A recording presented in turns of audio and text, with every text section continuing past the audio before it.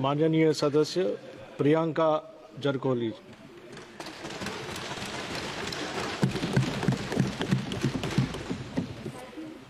Sir, first of all, I would like to thank the people of my constituency, Chikkodi, for electing me as their representative. Firstly, I would like to quote Dr. Babasaheb Ambedkar ji's quote, as he fought a case in Chikkodi court, so it's an immense pride for me to come from that constituency.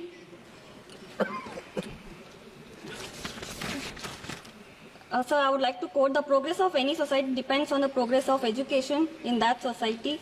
But in the recent times in our country, the nation is facing a lot of issues in the education sector.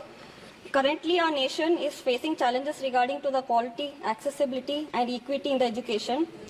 Since 2014, the annual budget for the Ministry of Education has been steadily declining. This budget decreased funding for school education of 16.8% from the revised estimates and 7% overall for the Ministry of Education. The UGC's budget has been decreased by a staggering 53.35% compared to the budget estimates of 23-24 and 60.98 compared to the revised estimates of the previous fiscal year.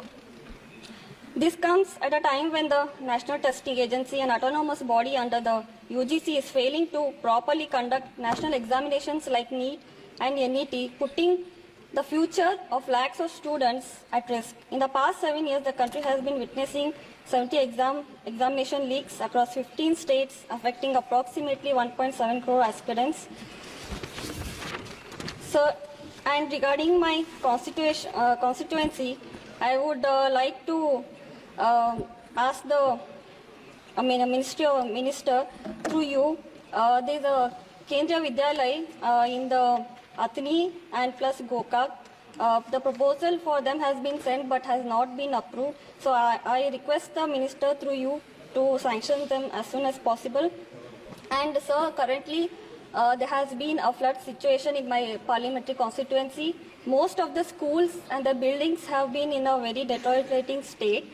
So through you, I would request the minister to revise the format for 10.2, which they provide 2 lakhs per school for the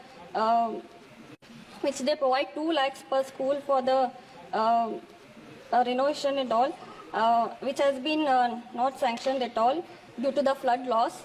And also I would like to ask the government, as there are many students in my parliamentary constituency of SC, ST and OBC, whether there has been a lot of privatization in the education sector. So what steps the government has been taking to make sure that the rural background people will be able to access reasonable education in today's time?